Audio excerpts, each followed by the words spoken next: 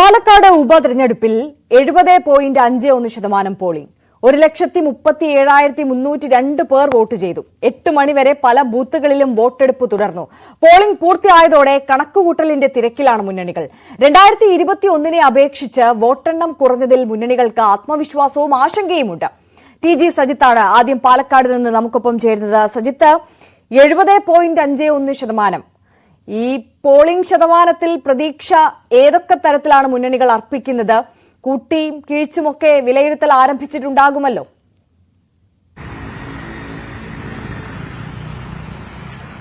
ആര്യ, തീർച്ചയായും വിലയിരുത്തലുകൾ തുടങ്ങിയിട്ടുണ്ട്. അനൌദ്യോഗികമായ ചില കണക്കുകൾ പുറത്തു വരുന്നതുമുണ്ട്. എന്തായാലും ഒരു കാര്യം വ്യക്തമാണ്, കണക്കെടുപ്പ് അത്ര എളുപ്പമല്ല, പ്രവചനാതീതമാണ് സാഹചര്യം എന്നത് തന്നെയാണ് ഇപ്പോഴത്തെ അവസ്ഥ. കാരണം ഈ മണ്ഡലത്തിന്റെ പ്രത്യേക സ്വഭാവമാണ്, ത്രികോണ പോരാട്ടം എല്ലാ അർത്ഥത്തിലും നടക്കുന്ന ഒരിടമാണ്.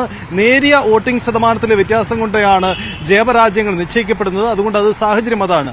ഇനി നമുക്ക് പരാമർശിക്കേണ്ട പ്രത്യേക കാര്യം പോളിംഗ് ശതമാനത്തിൽ ഉണ്ടായ കുറവാണ്. കൃത്യമായി തന്നെ പറയാം, പോളിംഗ് ശതമാനത്തിൽ കാര്യമായ കുറവ് വന്നിട്ടുണ്ട്. 70 മുകളിൽ പോളിംഗ് ശതമാനമാണ് രേഖപ്പെടുത്തിയിരിക്കുന്നത്. അന്തിമ കണക്കെടുപ്പിൽ ഒരുപക്ഷെ അത് 72%, 71% വരെ വരാൻ സാധ്യതയുള്ളൂ. അങ്ങനെയെങ്കിൽ മുൻ വർഷത്തെ 2021 അപേക്ഷിച്ച് 4% കുറവ് വരുന്നുണ്ട്. ഇത്ര പ്രചണ്ഡമായ വലിയ പ്രചരണം നടന്നിട്ടും ഉപതെരഞ്ഞെടുപ്പിൽ പോളിംഗ് ശതമാനം കുറയുന്നുണ്ടെങ്കിൽ അത് ആർക്ക് അനുകൂലം ആർക്ക് പ്രതികൂലം എന്നത് ആ കണക്ക് തന്നെയാണ് പ്രവചനാതീതമാക്കുന്നത്, കണക്കെടുപ്പ് ബുദ്ധിമുട്ടാക്കുന്നത്. ചില മേഖലകളിലെ വോട്ടുകളുടെ പോളിംഗ് ശതമാനത്തിന്റെ ഉയർച്ച താഴ്ചകൾ ഏതെങ്കിലും കക്ഷിക്ക് അനുകൂലമാണ് പ്രതികൂലമാണ് എന്ന തരത്തിലുള്ള കണക്കുകളൊക്കെ വരുന്നുണ്ട്. പക്ഷേ അത് അങ്ങനെ തന്നെ പ്രതിഫലിക്കണമെന്ന് ഉറപ്പില്ല. എല്ലാവരും തങ്ങളുടെ വോട്ടുകൾ പോൾ ചെയ്യപ്പെട്ടു എന്ന് പറയുന്നുണ്ട്. ഇടതുമുന്നണിയുടെ അവകാശവാദം ഇതാണ്. സരിൻ അദ്ദേഹം പറയുന്നത് 30,000-ൽ പരം വോട്ടുകൾ കിട്ടിയ സ്ഥാനത്ത് ഇത്തവണ അത് 70,000-ആയി വർദ്ധിപ്പിക്കുമെന്നാണ്.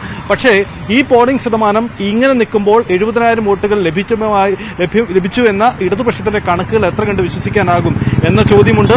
ഒപ്പം തന്നെ തങ്ങളുടെ വോട്ടുകൾ പൂർണ്ണമായും പോൾ ചെയ്യപ്പെട്ടു എന്ന കോൺഗ്രസിന്റെയും BJPയുടെയും കണക്കുകൾ എത്ര കണ്ട് വിശ്വസിക്കാനാകുമെന്നതും ചോദ്യമുണ്ട്. കാരണം പുതിയതായി ഇവിടെ ചേർക്കപ്പെട്ട വോട്ടുകളുണ്ട്. അത് ഓരോ കക്ഷികളും അവരുടെ ശ്രമഫലമായി ചേർക്കപ്പെട്ട വോട്ടുകളുണ്ട്. അങ്ങനെ ആ വോട്ടുകൾ പൂർണ്ണമായും പോൾ ചെയ്യപ്പെട്ടെങ്കിൽ ചെയ്യാതെ പോയ വോട്ടുകൾ ഏത് എന്ന പ്രധാനപ്പെട്ട ചോദ്യങ്ങളുണ്ട്. അതുകൊണ്ട് കണക്കെടുപ്പ് അങ്ങേയറ്റം പ്രതിസന്ധിയിലാവുന്ന തരത്തിലേക്ക് തന്നെ കാര്യങ്ങൾ പോവുകയാണ്.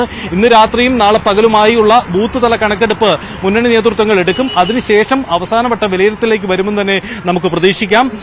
ഒരു കാര്യം കൂടിയുള്ളത്, പാലക്കാട് ഈ വോട്ടെടുപ്പ് അവസാന ഘട്ടത്തിൽ എത്തിയപ്പോൾ തന്നെ രാഷ്ട്രീയ വിവാദം പുതിയ ഘട്ടത്തിലേക്ക് എത്തുന്നു എന്ന സാഹചര്യം കൂടിയുണ്ട്. കാരണം കെ സുരേന്ദ്രൻ BJPയുടെ സംസ്ഥാന അധ്യക്ഷൻ, അദ്ദേഹം പോളിംഗ് അവസാനിപ്പിക്കുന്നതിന് തൊട്ട് മുമ്പായിട്ട ഒരു പോസ്റ്റ് വലിയ ചർച്ചകൾക്കിടവെക്കുന്നുണ്ട്. അതായത് ഇത്തവണ BJP വിജയിക്കും, 2ാം സ്ഥാനത്ത് വരുന്നത് ഇടതുപക്ഷം, 3ാം സ്ഥാനത്ത് കോൺഗ്രസ് എന്ന കാര്യം അദ്ദേഹം പറയുന്നു. അങ്ങനെ ഒരു സൂചകം വോട്ടെടുപ്പിന് ശേഷം കെ സുരേന്ദ്രൻ മുന്നോട്ട് വെച്ചെങ്കിൽ അത് പോളിംഗിൽ പ്രതിഫലിച്ച ഏതെങ്കിലും ട്രെൻഡാണോ അല്ലെങ്കിൽ BJPയുടെ സ്ട്രാറ്റജിയാണോ എന്ന കാര്യം ചർച്ച ചെയ്യപ്പെടും. ഒപ്പം തന്നെ കോൺഗ്രസ് ചില മേഖലകളിൽ നിന്ന് വിട്ടുനിന്നു എന്ന ആക്ഷേപം CPM-ഉം ഉന്നയിച്ചിട്ടുണ്ട്. അത് വരും ദിവസങ്ങളിൽ തുടർ ചർച്ചകൾക്കിടവയ്ക്കും. അതായത് വോട്ട് കച്ചവട ആരോപണം എല്ലാ കാലത്തും പാലക്കാട് രാഷ്ട്രീയത്തിൽ ഉണ്ടായിട്ടുള്ളതാണ്. അത് വീണ്ടും ആവർത്തിക്കപ്പെടുന്നു എന്ന പശ്ചാത്തലം ഇതുമായി ബന്ധപ്പെട്ടുണ്ടാകുന്നു. നാളെ ഒരു പകൽ ദിനം ഇതിന്റെ തുടർ പ്രതികരണങ്ങളും രാഷ്ട്രീയ നീക്കങ്ങളും നമുക്ക് പ്രതീക്ഷിക്കാം. ആര്യ, തീർച്ചയായും TG സജിത്താണ് വിവരങ്ങൾ നൽകിയത്. വോട്ടെടുപ്പിനിടെ പാലക്കാട് നഗരസഭയിലെ വെണ്ണക്കര ബൂത്തിൽ UDF, BJP, LDF പ്രവർത്തകർ തമ്മിൽ സംഘർഷം. രാഹുൽ മാങ്കൂട്ടത്തിൽ പോളിംഗ് ബൂത്തിലെത്തി വോട്ട് സ്വാധീനിക്കാൻ ശ്രമിച്ചുവെന്ന് ആരോപിച്ചാണ് BJPയും CPM-ഉം രംഗത്തെത്തിയത്. അതാണ് ഒടുവിൽ സംഘർഷങ്ങൾക്ക് ഇടവെച്ചത്. നഗരസഭാ പരിധിയിലെ വെണ്ണക്കര സ്കൂളിലെ ബൂത്തിൽ ഉച്ചയ്ക്ക് ശേഷം വോട്ടർമാരുടെ വലിയ തിരക്ക്. സ്ഥാനാർത്ഥികൾ വോട്ടർമാരെ കാണാനായി അവിടെയെത്തി. ഇടതു സ്ഥാനാർത്ഥി സരിൻ മടങ്ങിയതിന് പിന്നാലെ രാഹുൽ മാങ്കൂട്ടം. വോട്ടർമാരുടെ നീണ്ട ക്യൂ കണ്ട് രാഹുൽ ബൂത്തിനുള്ളിൽ കയറി ആളുകളുമായി സംസാരിച്ചു. അതോടെ വോട്ടർമാരെ സ്വാധീനിക്കാനുള്ള ശ്രമമാണ് ഇതെന്നാരോപിച്ച് BJPയും പിന്നാലെ CPM-ഉം രംഗത്തെത്തി. വലിയ തർക്കം ബഹളമായി.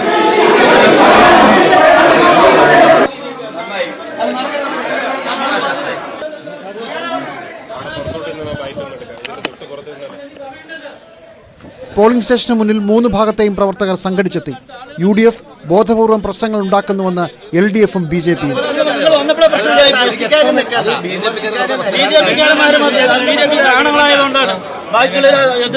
ആണുങ്ങൾ എല്ലാവരും ആണുങ്ങളാണ്.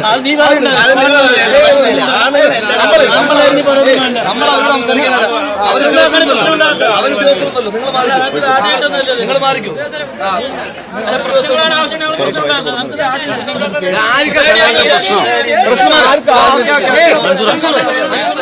ബൂത്തിനുള്ളിൽ കയറുക എന്നത് സ്ഥാനാർത്ഥിയുടെ അവകാശമാണെന്നും വോട്ടിംഗ് വൈകിയത് അന്വേഷിക്കുക മാത്രമാണ് ചെയ്തതെന്നും രാഹുൽ.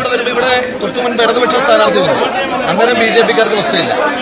BJP-യുടെ സ്ഥാനാർത്ഥി വരുന്നതിനകത്ത് BJP-ക്കാർക്ക് പ്രശ്നമില്ല. അപ്പൊ അതിനകത്ത് BJP-ക്കാർക്ക് കോൺഗ്രസ് കാൻഡിഡേറ്റ് വരുമ്പോൾ മാത്രം പ്രശ്നം, LDF-ന്റെ കാൻഡിഡേറ്റ് വരുമ്പോൾ പ്രശ്നമില്ല. ഇതാ ഞാൻ പറഞ്ഞത്, കമ്മ്യൂണിസ്റ്റ് പ്രശ്നം തടസ്സം ഒരു തടസ്സമില്ല. നിയമപരമായിട്ട് എന്തെങ്കിലും തെറ്റുകയും ചെയ്തു. ഉള്ളിൽ വെച്ച് അവർ പറയുന്നത് കാൻഡിഡേറ്റ് അകത്ത് കയറാൻ പാടില്ല. അപ്പം സ്വാഭാവികമായിട്ട് അകത്തുണ്ടായിരുന്ന UDF-ന്റെ ബൂത്ത് ഏജന്റ് ചോദിച്ചു, നിങ്ങളുടെ കാൻഡിഡേറ്റ് വന്നില്ലേ? അല്ല, ഞങ്ങളുടെ കാൻഡിഡേറ്റ് വരാം. അതെന്തിനാ? അവരുടെ കാൻഡിഡേറ്റ് വരാം, UDF കാൻഡിഡേറ്റ് വരാൻ പറ്റില്ല. നമുക്ക് കാൻഡിഡേറ്റിന്റെ പാസ് തരുന്നത് തന്നെ ഇവിടെ എല്ലാ പോളിംഗ് സ്റ്റേഷനിലും പോകാൻ വേണ്ടിയിട്ടാണ് നമുക്ക് പാസ് തരുന്നത്. എല്ലാവർക്കും കയറാൻ കഴിയില്ലല്ലോ. പോളിംഗ് ഏജന്റ്, കാൻഡിഡേറ്റിന്റെ ഏജന്റിനും അതുപോലെ തന്നെ കാൻഡിഡേറ്റിനുമാണ് എല്ലാ പോളിംഗ് സ്റ്റേഷനിലും പോകാൻ കഴിയുന്നത്. ഇത് പരാജയപ്പെടുമെന്ന് ഉറപ്പിച്ചു കഴിഞ്ഞപ്പോൾ ഉണ്ടാകുന്ന ഇവിടെ നിൽക്കുന്ന മഹാഭൂരിപക്ഷം ആളുകളും UDF-ന്റെ വോട്ടർമാരാണ്. ഇവര് വിചാരിക്കുന്ന കുറച്ചൊന്നും ഒച്ചയും ബഹളം ഉണ്ടാക്കിയാൽ ഈ ആളുകൾ വോട്ട് ചെയ്യാതെ പോകും. അങ്ങനെയൊന്നും പേടിക്കുന്ന ആളുകളല്ലല്ലോ. കൂടുതൽ പ്രവർത്തകർ സംഘടിച്ചെത്തിയതോടെ വലിയ സംഘർഷങ്ങൾക്ക് വഴിമാറി. പിന്നാലെ രാഹുൽ മാങ്കൂട്ടം അവിടെ നിന്ന് മടങ്ങി.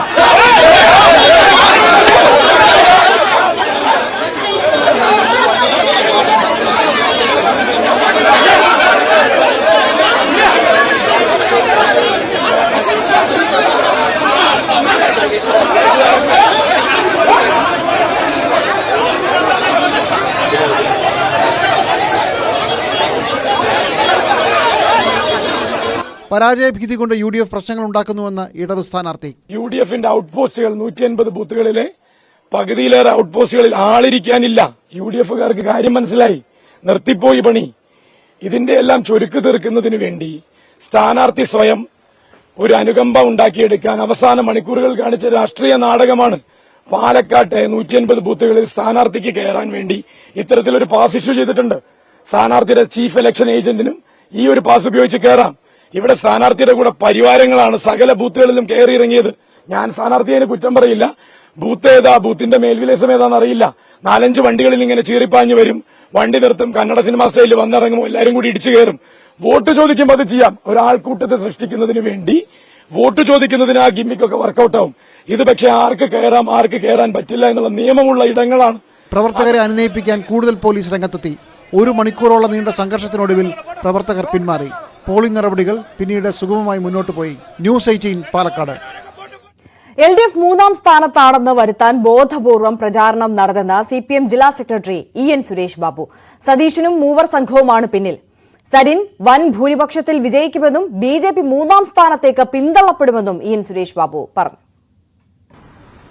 തുടക്കത്തിൽ തന്നെ ഇടതുപക്ഷ ജനാധിപത്യ മുന്നണിയെ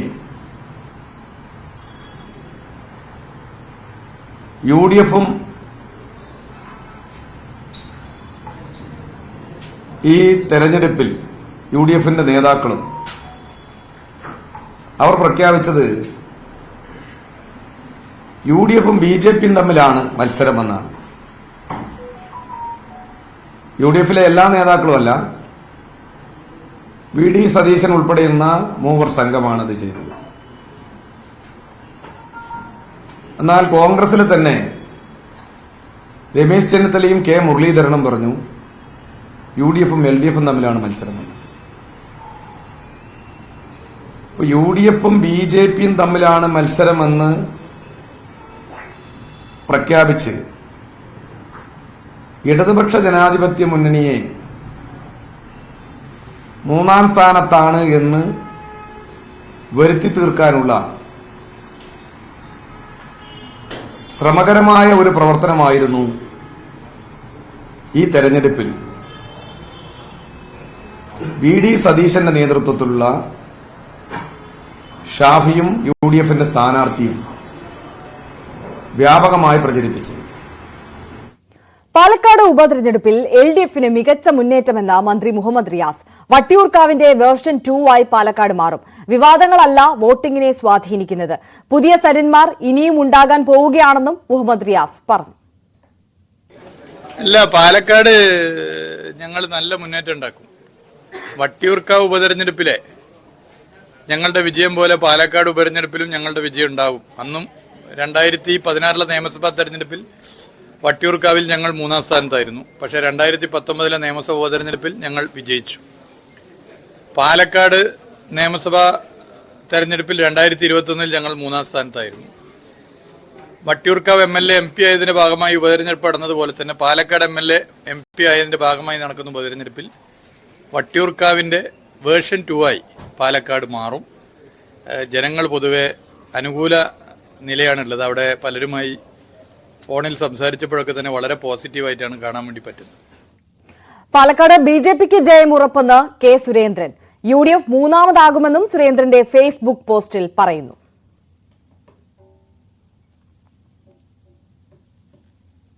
BJP ജില്ലാ പ്രസിഡന്റ് KM ഹരിദാസ് വോട്ട് ചെയ്യാതെ തലയിൽ മുണ്ടിട്ടോടിയെന്ന് VK ശ്രീകണ്ഠൻ MP. KM ഹരിദാസിന്റെ കള്ളവോട്ട് UDF ആണ് പൊളിച്ചെടുക്കിയത്. ഇക്കാര്യത്തിൽ നിയമ നടപടിയുമായി മുന്നോട്ടു പോകുമെന്നും LDFനും BJPക്കും എതിരായ ജനവിധി ഉണ്ടാകുമെന്നും VK ശ്രീകണ്ഠൻ MP പറഞ്ഞു. തലയിൽ മുണ്ടിട്ട് തൊട്ടടുത്ത കെട്ടിടത്തിലെ 3-ാം നിലയിൽ ഇരിക്കുകയാണ് മിസ്റ്റർ ഹരിദാസ്. നിങ്ങൾ ആലോചിക്കണം, ഈ ജനാധിപത്യത്തിന്റെ ഭംഗി നിങ്ങൾ ആലോചിക്കണം. ഇതുപോലെ വ്യാജമായ കാർഡുണ്ടാക്കി, എന്നാൽ അത് കുറ്റം സംഭവിച്ച് തെറ്റിപ്പോയി എന്ന് പറഞ്ഞ് മാപ്പ് പറഞ്ഞാൽ ജനം അംഗീകരിക്കുകയായിരുന്നു. അത് ഇലക്ഷൻ കമ്മീഷനെ തെറ്റാ അവര് പരിശോധിച്ചിട്ടേ പറഞ്ഞു. നാണുണ്ടോ ഈ ഇലക്ഷൻ കമ്മീഷൻ ഞാൻ ചോദിക്കുകയാണ്. കാരണം പാവപ്പെട്ട സാധാരണക്കാരായ ആളുകൾക്ക് എന്തെങ്കിലും തെറ്റുപറ്റി അപ്പൊ കൈയോടുകൂടി പിടിക്കുന്നവരാ ഇവിടുത്തെ പോലീസ്. ഈ പോലീസും ഈ റവന്യൂ ഡിപ്പാർട്ട്മെന്റും ഇലക്ഷൻ കമ്മീഷനും ഉയർന്ന അധികാരികളും അറിഞ്ഞുകൊണ്ട് മിണ്ടാതിരുന്നിരിക്കുക. പക്ഷെ ഞങ്ങൾ ഈ പ്രശ്നം വെറുതെ വിടില്ല. വോട്ട് ചെയ്യാൻ അദ്ദേഹത്തിന് വരാൻ കഴിയാതിരുന്നത് ഞങ്ങൾ ഇവിടെ ഉണ്ടെന്നുള്ളത് കൊണ്ടാണ്. ജനാധിപത്യത്തെ ചോദ്യം ചെയ്യാൻ ആരാ ഇറങ്ങിയാലും അതിനെ ഞങ്ങൾ തടയുമെന്ന് വ്യക്തമാണ്. മാത്രമല്ല, നിയമപരമായിട്ട് ഞങ്ങൾ ചോദ്യം ചെയ്താൽ നാണം കെട്ട് ആ പോളിംഗ് സ്റ്റേഷനിൽ നിന്നും ഇറങ്ങിപ്പോണ്ടി വരും. അതേസമയം VK ശ്രീകണ്ഠന് മറുപടിയുമായി BJP ജില്ലാ പ്രസിഡന്റ് KM ഹരിദാസും രംഗത്തെത്തി. സംഘർഷം ഒഴിവാക്കാനാണ് വോട്ടെടുപ്പിൽ നിന്ന് വിട്ടുനിന്നത്. വോട്ട് ചെയ്യാൻ തീരുമാനിച്ചിരുന്നുവെങ്കിൽ ആർക്കും തടയാനാകില്ലായിരുന്നുവെന്നും VK ശ്രീകണ്ഠൻ വിചാരിച്ചാൽ BJPയുടെ ഒരു ബൂത്ത് പ്രസിഡന്റിനെ പോലും തടയാനാകില്ലെന്നും ഹരിദാസ് പറഞ്ഞു. പാർട്ടിയിൽ ബന്ധപ്പെട്ടവരുമായി ആലോചിച്ചാണ് തീരുമാനമെടുത്തത്. തെരഞ്ഞെടുപ്പിൽ BJP ആഗ്രഹിച്ചതുപോലുള്ള പോളിംഗ് ഉണ്ടായെന്നും KM ഹരിദാസ് പ്രതികരിച്ചു. സംഘർഷം ഒഴിവാക്കുക, അല്ലെങ്കിൽ ആ തരത്തിലുള്ള ഇപ്പോ ഇന്ന് ഞാൻ രാവിലെ വോട്ട് ചെയ്തിരുന്നുവെങ്കിൽ ഇപ്പൊ രാവിലെ മുതൽ പ്രധാനമായിട്ടുള്ള ന്യൂസ് ഇതാവുമായിരുന്നു. ഈ ഒരു ന്യൂസ് വെച്ചിട്ടായിരുന്നു കാര്യങ്ങൾ മുന്നോട്ട് പോവുക. അപ്പൊ ആ തരത്തിലുള്ള അങ്ങനെയുള്ള ഒരു അവസരം ഒഴിവാക്കുക എന്നുള്ളത് തന്നെയാണ് പ്രധാനമായിട്ടും ഞാൻ ചിന്തിച്ചത്. അതിനു വേണ്ടിയിട്ടാണ് ചെയ്തത്. പാർട്ടിയുടെ സംവിധാനവുമായിട്ട് ആലോചിച്ചിട്ടാണ് ചെയ്തത്. സ്വാഭാവികമായിട്ടും എനിക്ക് വോട്ട് ചെയ്യാം. എന്നെ വോട്ട് ചെയ്യുന്നതിൽ ആർക്കും തടയാനൊന്നും പറ്റില്ല. അതൊക്കെ വെറുതെ ഉള്ള വ്യാമോഹങ്ങളാണ്. പക്ഷേ ആ തരത്തിൽ ഒരു അഭിപ്രായ വ്യത്യാസം വന്നതുകൊണ്ട് ഈ നല്ല രീതിയിൽ നടക്കുന്ന ഒരു തെരഞ്ഞെടുപ്പിനെ ആ തരത്തിൽ അതിനെ ബാധിക്കുമെന്നുള്ളത് കൊണ്ട് അതൊരു വാർത്തയാക്കാൻ താല്പര്യമില്ല എന്നുള്ളത് കൊണ്ടാണ് അത്തരത്തിലൊരു തീരുമാനമെടുത്തത്. കൊടിയുടെ നിറം നോക്കിയല്ല തന്റെ വോട്ടെന്ന് സൌമ്യ സരിൻ. ഉച്ചയ്ക്ക് ശേഷം സരിനൊപ്പം എത്തി വോട്ട് രേഖപ്പെടുത്തിയ സൌമ്യ തന്റെ രാഷ്ട്രീയ കാഴ്ചപ്പാട് ന്യൂസ് 18നുമായി പങ്കുവച്ചു. സൗമ്യ സരിൻ നമുക്കൊപ്പം ചേരുന്നു. താങ്കളുടെ ഭർത്താവ് ഏറ്റെടുത്തിരിക്കുന്ന ഒരു രാഷ്ട്രീയ ദൌത്യമുണ്ട്. അദ്ദേഹം പറഞ്ഞിരുന്ന രാഷ്ട്രീയത്തിന് വ്യത്യസ്തമായി പുതിയൊരു ദൌത്യം ഏറ്റെടുത്തുകൊണ്ടാണ്. വലിയ ശ്രമകരമായ ഒരു ദൌത്യമാണ്. അതിന്റെ അവസാന ഘട്ടത്തിലേക്ക് കിടക്കുകയാണ്. ഈ പ്രചരണ ഘട്ടത്തിൽ താങ്കൾക്ക് ഇവിടെ എത്താൻ കഴിഞ്ഞില്ല. അതൊരു നഷ്ടമായിട്ട് തോന്നുന്നുണ്ടോ? ഞങ്ങളുടെ ജീവിതത്തിലെ നഷ്ടങ്ങളും ലാഭങ്ങളും ഒക്കെ നോക്കുന്നത് ഈ ഒരു രാഷ്ട്രീയം അല്ലെങ്കിൽ സരിന്റെ ഒരു പൊതുപ്രവർത്തനം എന്നുള്ളത് മാത്രമല്ല, ഒരു കുടുംബജീവിതമുണ്ട്, ഞങ്ങൾക്കൊരു മോളുണ്ട്. എനിക്ക് ചെയ്യേണ്ട വേറെ പല ഉത്തരവാദിത്തങ്ങളും. നമ്മളൊരു കപ്പിൾ അല്ലെങ്കിൽ ഒരു കുടുംബമായി നിൽക്കുമ്പോൾ അവിടെ ഒരാളുടെ കാര്യങ്ങൾക്ക് മാത്രമല്ലോ, വേറെ സരിൻ ഇവിടെ ഓടുന്ന സമയത്ത് അല്ലെങ്കിൽ സരിൻ ഇവിടെ ക്യാമ്പയിനുമായിട്ട് മുന്നോട്ട് പോകുന്ന സമയത്ത് എനിക്ക് നോക്കേണ്ട വേറെ പല കാര്യങ്ങളുമുണ്ട്. അപ്പൊ ഞങ്ങൾ അങ്ങനെ ബാലൻസ് ചെയ്ത് മുന്നോട്ട് പോകുന്ന രണ്ടുപേരാണ്. അപ്പൊ അതുകൊണ്ട് ആ ബാലൻസിംഗിൽ കൊണ്ടാണ് എനിക്ക് ആക്ച്വലി അവസാനം മാത്രമേ വരാൻ പറ്റുള്ളൂ. അതൊരിക്കലും ഒരു നഷ്ടമായിട്ട് തോന്നുന്നില്ല. ഇവിടെ ക്യാമ്പയിൻ നല്ല രീതിയിൽ പോയിട്ടുണ്ട് എന്നുള്ളത് ഞാൻ അവിടെ നിന്ന് കാണുന്നുണ്ടായിരുന്നു. പിന്നെ മാനസികമായിട്ടുള്ള പിന്തുണയാണ് എന്തിനും ആവശ്യം. ഞാനിവിടെ ഉണ്ടോ ഇല്ലയോ എന്നുള്ളതല്ല, മാനസികമായി നമ്മൾ എത്രത്തോളം കൂടെയുണ്ട് അത് എപ്പോഴും 101% കൂടെയുണ്ട്. ഈ സരിൻ ഏറ്റെടുത്തിരിക്കുന്ന ഈ രാഷ്ട്രീയ ദൌത്യത്തിൽ ഏറ്റവും കൂടുതൽ താങ്കൾക്ക് തോന്നുന്ന ഒരു കോൺഫിഡൻസ് എന്താണ്? സരിനെ ഏറ്റവും അടുത്തറിയാവുന്ന രീതി. എന്റെ കോൺഫിഡൻസ് സരിൻ എന്ന് പറയുന്ന വ്യക്തിയാണ്. കാരണം എന്നെ സംബന്ധിച്ചിട്ട് എനിക്ക് 10-20 വർഷമായിട്ട് അറിയുന്ന ഒരു വ്യക്തി, ആ വ്യക്തിക്ക് യാതൊരു വ്യത്യാസങ്ങളും ഇപ്പൊ എല്ലാവരും അങ്ങോട്ട് മാറി ഇങ്ങോട്ട് മാറി അതല്ല, എനിക്ക് ആ വ്യക്തിയിൽ ഒരു വ്യത്യാസങ്ങളും കാണാൻ സാധിച്ചിട്ടില്ല. ആ വ്യക്തി എങ്ങനെയാണോ ജോലി ഇട്ടെറിഞ്ഞ് ഈ ഒരു പൊതുപ്രവർത്തനത്തിലേക്ക് വന്നത്, അന്ന് എന്തൊക്കെ ലക്ഷ്യങ്ങളോട് കൂടിയാണോ ആ വ്യക്തി വന്നത്, അതേ ലക്ഷ്യങ്ങൾ തന്നെയാണ് സരിന് ഇന്നുള്ളത്. അപ്പോൾ എന്നെ സംബന്ധിച്ചിട്ട് ജനപ്രതിനിധി അവരുടെ പാർട്ടിയല്ല, ഒരു വോട്ടർ എന്നുള്ള രീതിയിൽ അല്ലെങ്കിൽ ഒരു ന്യൂട്രൽ പേഴ്സൺ എന്നുള്ള രീതിയിൽ ഞാൻ നോക്കുക. ആ വ്യക്തി ആ സ്ഥലത്ത് അല്ലെങ്കിൽ ആ സ്ഥാനത്തിരിക്കാൻ യോഗ്യനാണോ, ജനങ്ങൾക്ക് നന്മ ചെയ്യുന്നവനാണോ എന്നുള്ളതാണ് എന്നെ സംബന്ധിച്ചിട്ട് ആ വ്യക്തിയുടെ ഏറ്റവും വലിയ ക്വാളിഫിക്കേഷൻ. ആ ഒരു ക്വാളിഫിക്കേഷൻ ഉള്ള ആളാണ് സരിൻ എന്നുള്ള പൂർണ്ണ വിശ്വാസം എനിക്കുണ്ട്. ഇപ്പം തെരഞ്ഞെടുപ്പ് ഫലം എന്തുമാവട്ടെ, 23 എന്തായാലും ഫലം വരാനിരിക്കും, 3 ദിവസത്തെ കാത്തിരിപ്പുള്ളൂ. അതിനുശേഷവും സരിൻ എന്ന വ്യക്തി അദ്ദേഹം വ്യക്തിത്വം നിലനിർത്തുന്ന തരത്തിലുള്ള ഒരു സ്റ്റാൻഡുമായി ഈ സമൂഹത്തിൽ തന്നെ ഉണ്ടാവും. അതാണോ നിങ്ങൾക്ക് നൽകാൻ കഴിയുന്ന ഒരു ഉറപ്പ്? സരിൻ എന്നും സരിൻ എന്നുള്ള വ്യക്തിയിൽ യാതൊരു വ്യത്യാസങ്ങളും സരിനെ അടുത്തറിയുന്നവർക്ക് അറിയാം. ഒരു വ്യത്യാസങ്ങളും ഉണ്ടായിട്ടില്ല. സരിൻ എന്നും ഇങ്ങനെയൊക്കെ തന്നെയായിരുന്നു. ജനങ്ങൾക്ക് നടുവിൽ നിന്ന് പ്രവർത്തിക്കാൻ അല്ലെങ്കിൽ നിസ്വാർത്ഥമായി പ്രവർത്തിക്കണം എന്നുള്ള ആഗ്രഹം കൊണ്ട് അവർക്കിടയിലേക്ക് ഇറങ്ങി വന്ന ഒരാളാണ്. അതുകൊണ്ട് തന്നെ ഇന്നും എന്നും ഇനി മുന്നോട്ടുള്ള ജീവിതത്തിലും സരിൻ അതുപോലെ തന്നെ ആയിരിക്കും എന്നുള്ളത് തന്നെയാണ് എന്റെ ഒരു ഉറപ്പ്. നിങ്ങൾ തമ്മിൽ പരസ്പരം ഈ വിഷയം ചർച്ച ചെയ്തിട്ടുണ്ടോ? ഇനി അങ്ങോട്ടുള്ള രാഷ്ട്രീയ ജീവിതം, അത് MLA ആണെങ്കിലും ഇനി അല്ലെങ്കിൽ പോലും എന്താ എന്നുള്ള വിഷയത്തിൽ നിങ്ങൾ തമ്മിലൊരു ചർച്ച നടന്നിട്ടുണ്ടോ? ഒരിക്കലും നമുക്ക് അങ്ങനെ ചർച്ച ചെയ്ത് പ്ലാൻ ചെയ്ത് പോകാൻ പറ്റുന്ന ഒരു മേഖലയല്ല രാഷ്ട്രീയം. അപ്പൊ അതുകൊണ്ട് തന്നെ ഇപ്പോ സംഭവിക്കുന്ന കാര്യങ്ങളൊന്നും നമ്മൾ പ്ലാൻ ചെയ്ത കാര്യങ്ങളല്ലല്ലോ. അപ്പോൾ അപ്പോഴപ്പോൾ വെച്ച് നമുക്ക് ചില ഡിസിഷൻസും ഡ്രാസ്റ്റിക് ആയിട്ടുള്ള സ്റ്റെപ്സ് ഒക്കെ എടുക്കേണ്ടതായി വന്നേക്കാം. അപ്പൊ അതുകൊണ്ട് പൂർണ്ണമായി അങ്ങനെ ചർച്ച ചെയ്ത് തീരുമാനിച്ച് മുന്നോട്ട് പോകാൻ പറ്റുന്ന ഒരു മേഖലയല്ല. പക്ഷേ ഞങ്ങൾ ഓരോ ഘട്ടത്തിലും അവിടെ ചർച്ച ചെയ്യേണ്ട കാര്യങ്ങൾ ചർച്ച ചെയ്യാറുണ്ട്, കാര്യങ്ങൾ തീരുമാനിക്കാറുണ്ട്. പക്ഷേ ഫൈനലി അത് രാഷ്ട്രീയമായതുകൊണ്ട്, സരിന്റെ മേഖലയായതുകൊണ്ട് ഫൈനൽ ഡിസിഷൻ സരിൻ തന്നെയാണ് എപ്പോഴും എടുക്കാറുള്ളത്. ഒരു കാര്യം കൂടി, സരിൻ നേരത്തെ ഏറ്റെടുത്തിരുന്ന ഒരു രാഷ്ട്രീയമുണ്ട്. ആ രാഷ്ട്രീയവുമായി താങ്കൾക്ക് ഒരുപക്ഷെ യോജിപ്പുണ്ടാവാം, വിയോജിപ്പുണ്ടാവാം. എന്തായാലും ഇപ്പോൾ ഒരു തീരുമാനമെടുത്തിരിക്കുന്നു. അപ്പം സരിന്റെ ആ രാഷ്ട്രീയ തീരുമാനത്തിൽ താങ്കളും അതിനോട് പൂർണ്ണമായി യോജിച്ച് തന്നെയാണോ മുന്നോട്ട് പോയത്? എന്നെ സംബന്ധിച്ചിട്ട് രാഷ്ട്രീയം എന്ന് പറയുന്നത് കൊടികളല്ല, കൊടികളുടെ കളറുകളല്ല.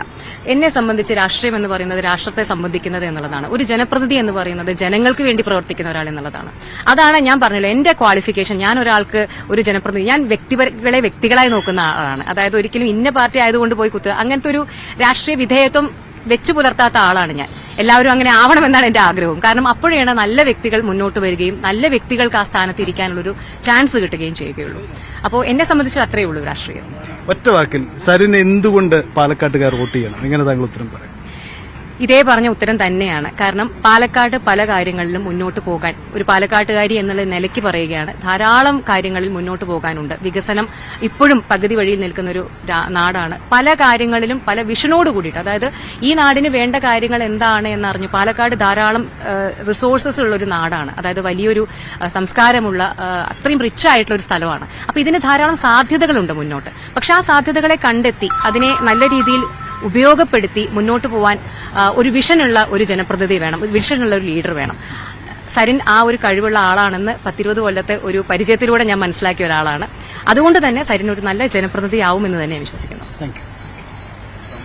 സൗമ്യ, സരിൻ മുന്നോട്ട് വയ്ക്കുന്ന രാഷ്ട്രീയം ഏറ്റെടുക്കാൻ കഴിയുന്ന, സരിനെ എന്തുകൊണ്ട് വോട്ട് ചെയ്യണം എന്നതിൽ വ്യക്തമായ രാഷ്ട്രീയ നിലപാടുള്ള കാഴ്ചപ്പാടുള്ള വ്യക്തി കൂടിയാണ് സൗമ്യ സരിൻ. മുന്നോട്ട് വെച്ചതും അതുതന്നെയാണ്.